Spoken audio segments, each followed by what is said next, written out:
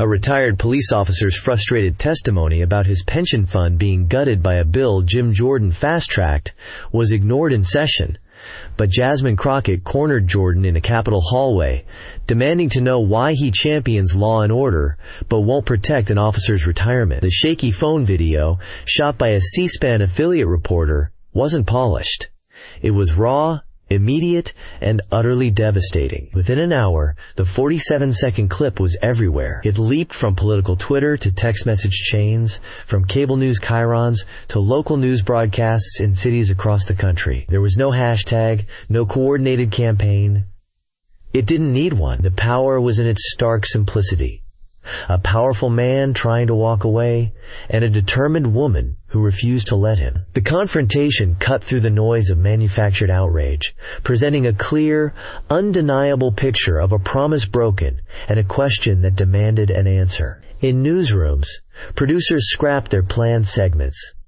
This was the story. Just 3 days earlier, the story began not in the marbled halls of Congress, but at a modest kitchen table in Parma, Ohio. Arthur Prentice, a man whose face was a roadmap of 30 years spent on the police force, stared at a piece of paper. His wife, Eleonora, refilled his coffee, her movements slow and deliberate, trying not to acknowledge the tension coiling in the small room. The paper was from the state pension board.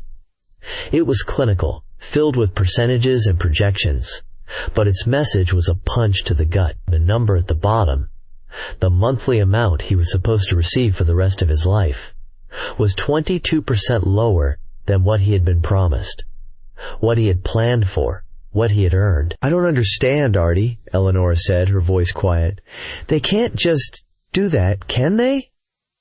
Arthur shook his head, the paper trembling slightly in his hand. "They did, Ellie. They did." He had made the calls. He had spent hours navigating automated phone menus and speaking to sympathetic but helpless clerks. The explanation was always the same, couched in bureaucratic language that felt designed to confuse. It all traced back to a massive piece of federal legislation passed 6 months prior, the Fiscal Integrity and State Solvency Act. It was over 1,000 pages long. Jim Jordan, his own district's congressman, had been all over the news hailing it as a victory for fiscal responsibility. He'd said it would stop reckless states from going bankrupt and needing federal bailouts. Buried on page 841 was the dagger. Section 1138, Public Pension Restructuring Authority. It gave federally appointed oversight boards the power to reevaluate and adjust disbursement schedules for state-level pension funds deemed at risk. In practice, it meant that promises made to generations of public servants, police officers, firefighters, teachers, sanitation workers, could be erased with the stroke of a pen to balance a budget. The law provided political cover for state legislators and a cudgel for the federal board. Arthur Prentice and thousands like him were now considered an adjustment. That evening, Arthur watched the news. Jim Jordan was on, jacket off, sleeves rolled up, speaking at a rally. "We have to support our men and women in blue," Jordan's voice boomed from the television. "These brave officers put their lives on the line every single day, and we have their backs. We will always back the blue." Something inside Arthur snapped. It wasn't loud or violent. It was a cold, hard click of disillusionment. "He has our back?" he said to the empty room. "He's the one who stuck the knife in it." He wasn't a political man. He voted, he paid his taxes, he believed in the system he had sworn to uphold.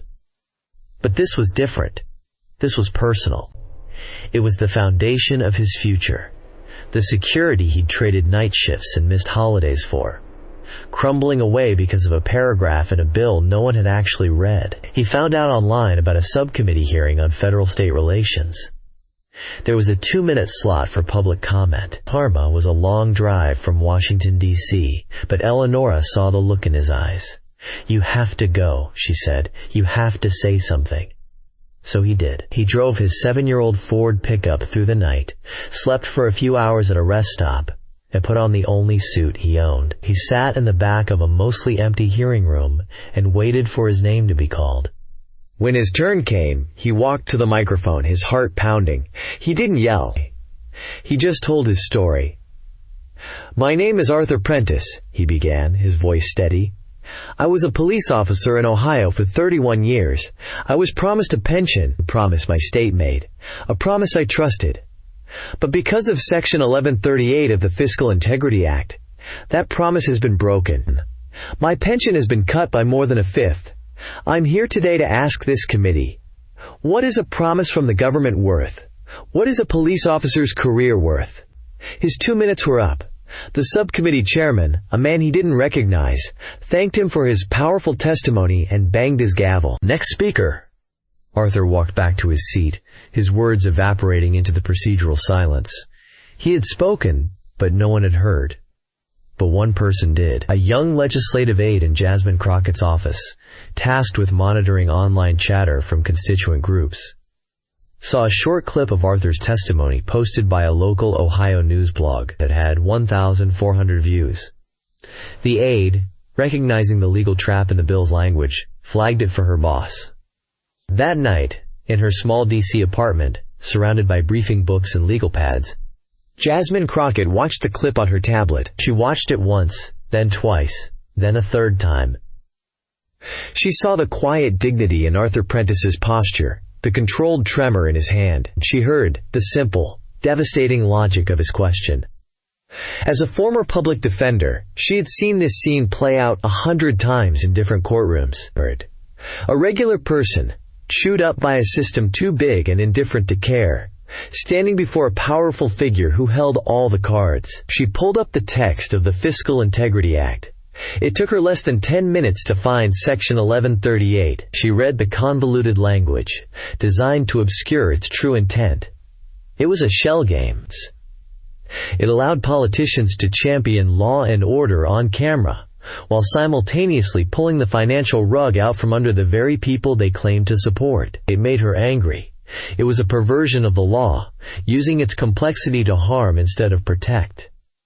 She looked at the screen, at Arthur Prentice's face. He wasn't asking for a handout. He was asking for what he was owed. He was asking why a promise wasn't a promise anymore. She knew Jim Jordan had been the bill's most vocal champion. He had staked his reputation on it. He would never answer for it in a committee hearing he controlled. He would dismiss any question as a partisan attack. She closed her tablet and looked at her schedule for the next day. A Judiciary Committee meeting in the morning, then a series of constituent calls. She sent a text to her chief of staff. "Get me Jim Jordan's public schedule for tomorrow. Every meeting, every interview, every hallway he might be walking down. I need to have a conversation with him." The next day, the Rayburn House office building hummed with its usual chaotic energy. Aides scurried with binders, reporters staked out prime locations, and tourists stared up at the high ceilings. Kalen Vance, a reporter for a C-SPAN digital affiliate, was having a frustrating afternoon. He was trying to get a comment on a completely unrelated transportation bill, but no one was talking. He was about to pack it in when he saw a familiar figure striding down the main corridor. Jim Jordan, in his signature shirt sleeves, surrounded by a phalanx of young, serious-looking aides. Kalen knew getting a quote was a long shot. Jordan was a master at ignoring unwanted questions, but it was his job to try. He started walking towards the group, his phone in his hand, ready to hit record. Just as he closed the distance, he saw another figure step forward from beside a pillar. It was Representative Jasmine Crockett. She wasn't shouting or making a scene. She simply moved into Jordan's path, her expression one of polite, non-negotiable expectation. Kalen's journalistic instincts took over. This was something different. He raised his phone and hit record, the red light blinking to life. "Mr. Chairman," Crockett's voice was clear and calm, cutting through the ambient noise. "A quick moment of your time, please." Jordan didn't break stride. He gave a curt nod in her general direction, a dismissal disguised as an acknowledgement. "Jasmine, busy day, can't stop." His aides tried to close ranks, forming a moving wall to sweep her aside. Crockett didn't try to push through them. She simply sidestepped, moving with an athlete's grace, and planted herself directly in front of Jordan again, forcing his brisk walk to an abrupt halt. The aides nearly collided with each other. "It's about Officer Arthur Prentice, from Ohio," Crockett said, her voice still level, but now with a sharp edge of steel. "He testified yesterday. I'm sure you were made aware." Jordan's face tightened. The mask of the jovial warrior slipped for just a fraction of a second, replaced by a flicker of genuine annoyance. He was being challenged on his own turf, not in the controlled environment of a hearing room, but here, in the open, where anyone could watch. Kalen Vance zoomed in slightly with his phone. "I get hundreds of pieces of testimony," Jordan said, his tone dismissive. He gestured vaguely with his hand. "Can't be expected to know every single one." "This one you should know," Crockett pressed, refusing to let him off the hook. "He served for 31 years. He's one of your constituents. And a bill you championed just gutted his pension. He came all the way to Washington to ask why. He was ignored. So now, I'm asking for it, Bill." A few other reporters, sensing a confrontation, began to drift over. The circle around them was tightening. Jordan's aides looked nervous, whispering to their boss. This was spiraling out of their control. Jordan's face was now a thundercloud. He was a prosecutor, the one who asked the questions, who put people on the spot. He was not used to being on the receiving end. He saw Kalen Vance's phone, the red light, a glaring indictment. He turned his body slightly, as if to shield himself from the lens, and took a step towards Crockett, lowering his voice into an aggressive growl. "Look, I don't discuss policy in the hallways. I've got a meeting to get to." It was the classic politician's escape hatch, the procedural objection, the claim of a prior engagement. He tried to step around her, a clear power move to end the conversation on his terms. Crockett didn't raise her voice. She didn't need to. She took one firm step, not back, but to the side, once again blocking his path. The move was so unexpected, so contrary to the unwritten rules of these impromptu hallway exchanges, that it momentarily stunned Jordan into silence. She had him. He was trapped between her, his own aides, and a growing gallery of reporters. She looked him directly in the eye. The calm demeanor was gone, replaced by the focused intensity of a trial lawyer moving in for the kill. "You discussed it long enough to vote for it," she said, her voice ringing with clarity in the now silent hallway. The ambient chatter had died down as everyone stopped to watch. That officer wore a badge for 30 years. He put his life on the line based on a promise your government made to him. You owe him more than a hallway brush-off. She paused, letting the weight of her words hang in the air. Jordan stood frozen, his jaw clenched, his eyes darting around for an escape that wasn't there. Crockett leaned in just a fraction, her voice dropping but losing none of its power. "You owe him, and every officer like him, an answer." The silence that followed was deafening. It was broken only by the quiet clicks of other reporters' phones starting to record. Jordan, the master interrogator, the man who could talk for hours under television lights, had no response. He was cornered, not by a political rival's talking point, but by the simple, moral weight of a 30-year promise to a police officer from his own state. He opened his mouth, then closed it. For the first time in a long time, Jim Jordan was speechless. For a few eternal seconds, the hallway remained a frozen tableau. Jordan, a man whose entire political brand was built on perpetual motion and aggressive offense, was stopped cold. His mouth was a thin, white line of fury. His aides looked at each other, their confident expressions replaced with sheer panic. They had no protocol for this. Their boss had been outmaneuvered, not with a procedural trick, but with a simple, direct question of morality he could not answer. Then, the spell broke. With a guttural noise of frustration, Jordan physically shoved past his own junior aide, knocking the young man off balance. He didn't look at Crockett. He didn't look at the reporters. He fixed his gaze on the far end of the corridor and stormed away, his pace just short of a run. His remaining staff scrambled to follow, a disorganized retreat that spoke volumes more than any statement could. It was a rout. Jasmine Crockett did not watch him go. She held her position for a moment longer, a silent punctuation mark at the end of her statement. Her eyes briefly met the lens of Kalen Vance's phone, a flicker of acknowledgement that was neither triumphant nor gloating. It was simply a confirmation.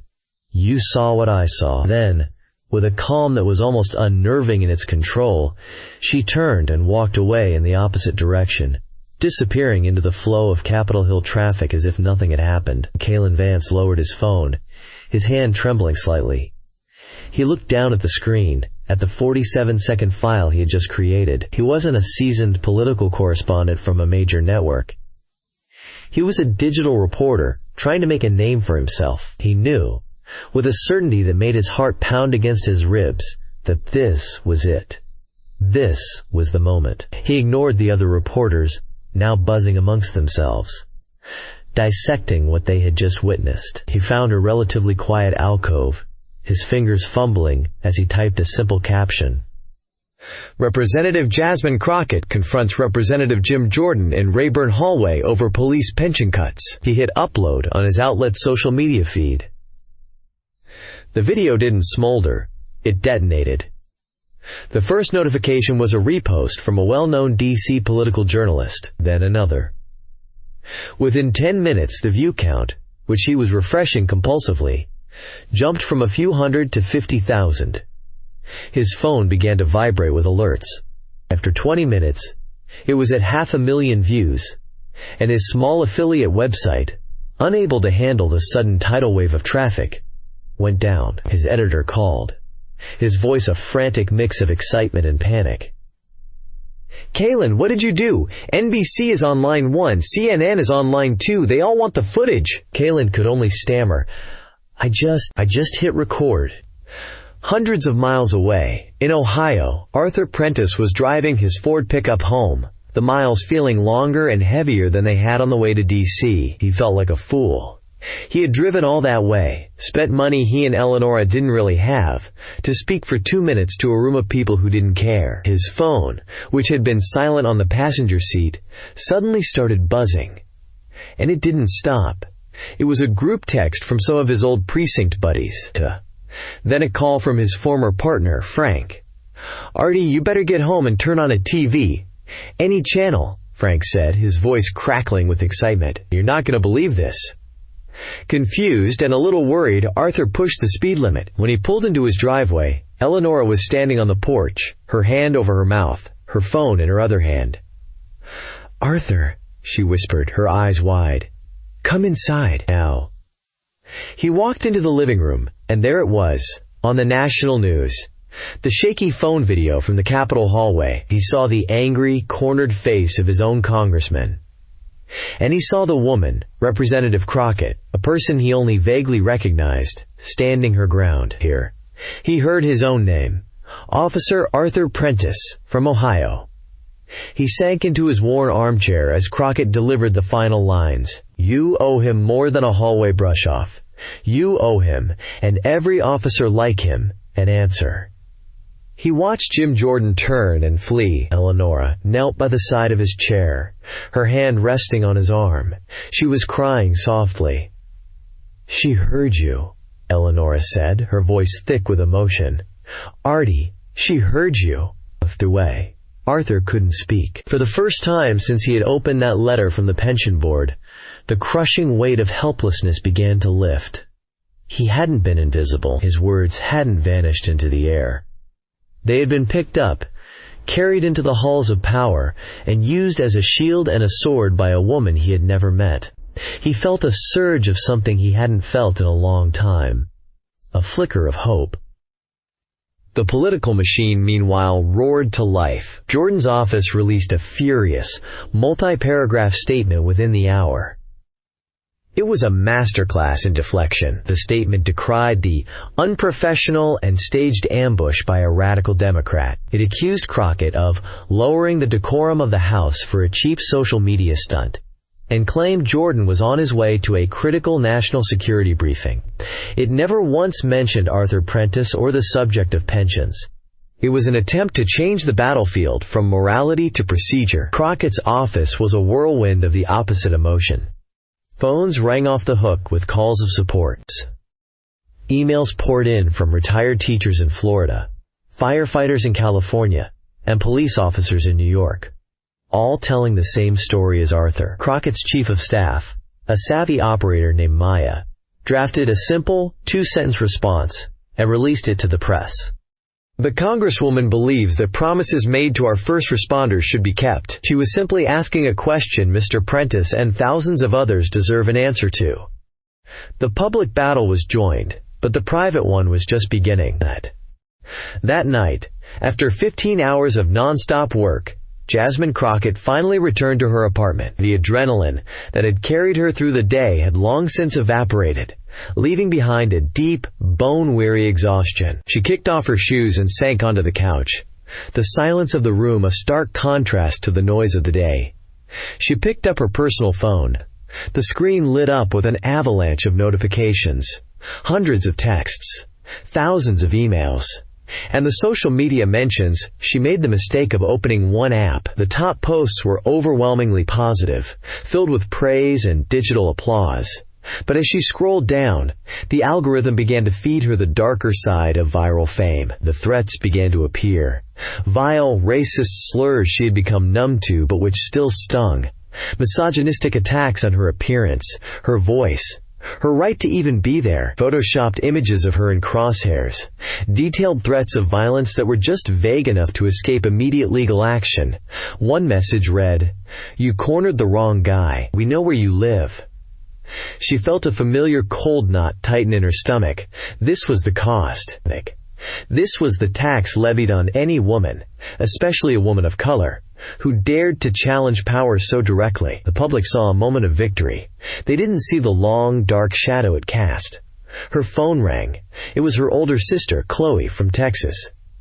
"Jazzy, I saw it. Are you okay?" Chloe's voice was tight with worry.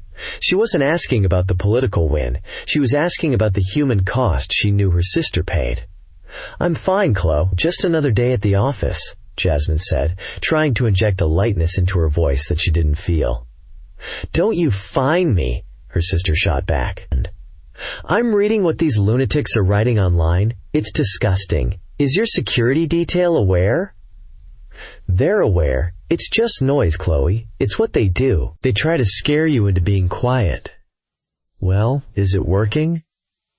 Jasmine looked around her quiet apartment, at the threats glowing on her phone screen. For a fleeting moment she felt the pull of that fear, the instinct to retreat, to choose easier, safer battles. Then she thought of Arthur Prentice's face in that low-resolution video, the quiet dignity of a man who had played by the rules his whole life, only to have the rules changed on him at the finish line. "No," Jasmine said, her voice regaining its strength. "No, it's not working." For the next week, the story dominated the news cycle, but it quickly settled into a predictable, hardened stalemate. On one side, pundits praised Crockett's courage and replayed the clip endlessly. On the other, a disciplined chorus of Jordan's allies repeated the ambush and stunt talking points. The debate was becoming just another brick in the partisan wall, the substance of the issue, the pensions, fading behind the personalities. Jordan refused to comment further, and his strategy seemed to be to wait for the news cycle to move on. Then, the unexpected happened. The shift came not from a politician, but from a voice that reached deep into the heart of conservative America. Lachlan Hayes hosted The Patriot's Shield, a nationally syndicated radio show with millions of listeners. Hayes was the quintessential back-the-blue conservative. He was a fierce critic of Democrats, and Jasmine Crockett had been a frequent target of his monologues. His listeners tuned in that Tuesday afternoon, expecting a full-throated defense of Jim Jordan and a brutal takedown of Crockett. Lachlan opened his show differently. He didn't speak. He simply played the raw, 47-second audio of the hallway confrontation. The scratchy sound, Crockett's clear voice, Jordan's angry mutterings, and finally, the damning silence. And the clip finished. When the clip finished, Hayes let that silence hang on the air for a long, uncomfortable moment. "Folks," he began, his voice a low, gravelly rumble, "I've spent the better part of a week listening to politicians and talking heads tell me what to think about that piece of tape. One side calls it a stunt.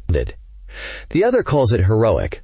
I'm gonna be honest with you, I don't like Jasmine Crockett's politics. I disagree with her on about 99% of the issues, but this isn't about her." He paused again.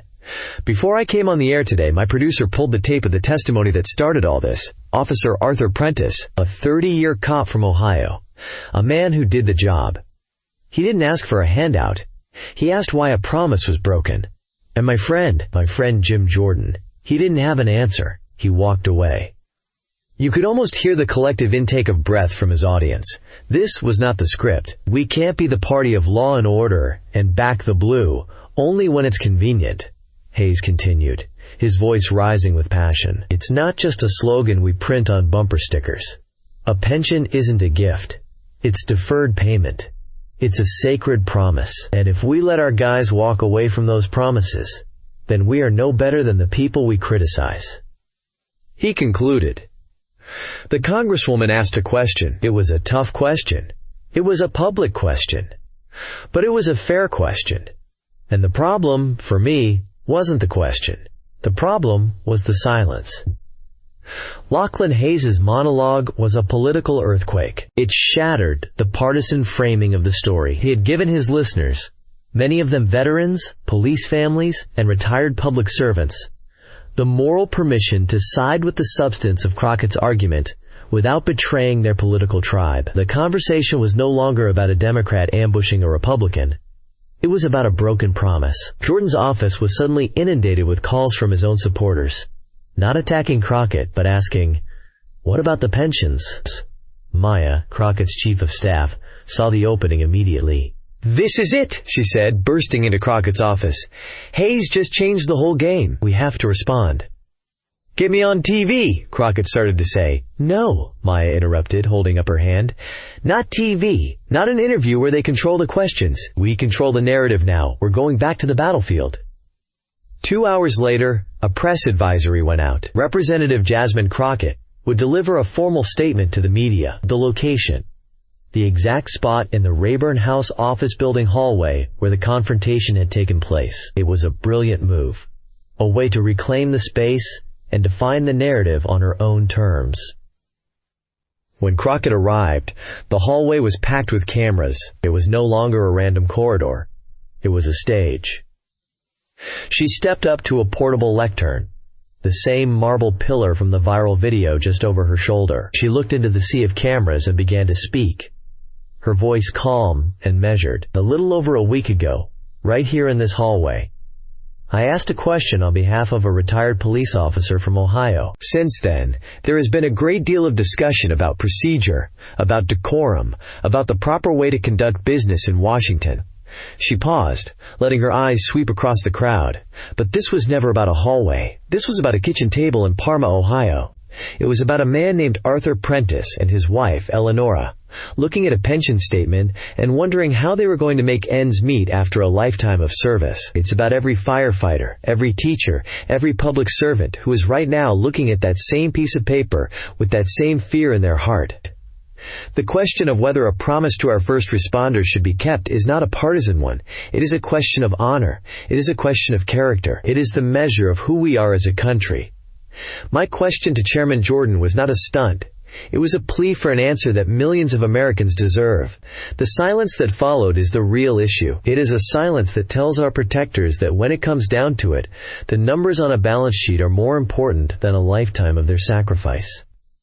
She looked directly into the main network camera. "So today, I am calling on the leadership of both parties to bring a bill to the floor that will fix Section 1138, a bill that will protect these earned pensions from being raided. This is not about Democrats or Republicans. It's about right and wrong.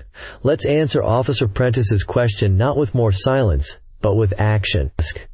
Crockett's speech in the hallway acted as a catalyst. The narrative was no longer controllable by party spokespeople. The clip of Arthur Prentice's quiet testimony was now played right before the clip of Crockett's confrontation, providing the essential human context. The story had a face, a name, and a clear injustice. Lachlan Hayes, on his radio show, continued to hammer the issue not as a political failing of one party, but as a moral failing of the system. He began referring to Section 1138 as the Police and Fire Betrayal Act.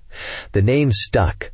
The pressure inside the Capitol became immense. Republican representatives in swing districts, men and women who relied on the endorsements of police and fire unions, were getting flooded with angry calls. They couldn't defend Jordan's position without looking like hypocrites. They couldn't attack Crockett without sounding like they were defending the indefensible. A quiet rebellion began to brew.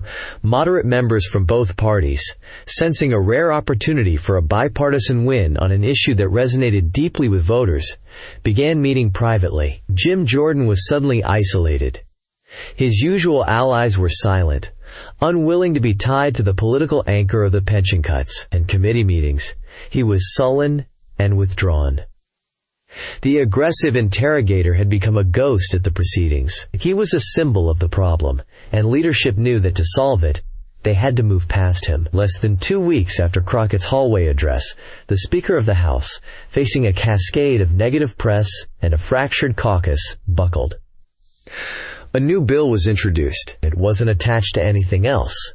It was a clean, simple, 2-page piece of legislation. H.R.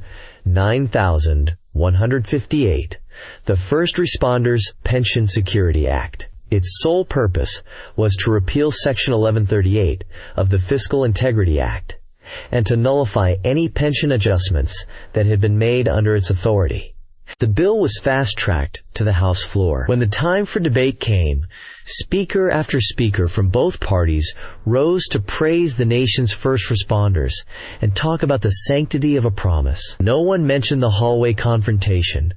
No one mentioned Jasmine Crockett by name, nor did they mention Jim Jordan. The fight had been won, and now the political system was moving to absorb the victory as a collective action. When the electronic vote was called, the tally board lit up with green.